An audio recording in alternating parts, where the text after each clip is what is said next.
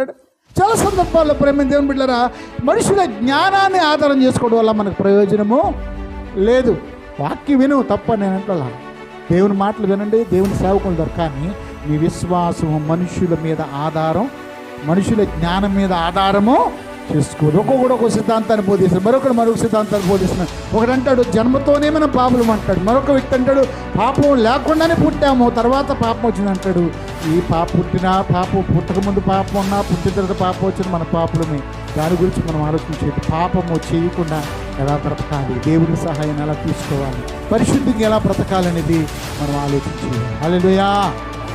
మన ఆత్మీయ జీవితంలో ఓ లోతైన అనుభవానికి రావాలి. మన విశ్వాసం మనుషుల జ్ఞానాన్ని ఆధారం చేసుకోవద్దు, దేవుడితో అంటకట్టబడాలి. మనం అంతా ద్రాక్షవల్లి ఆయన, మనమంతా ఎవరినంట తీగ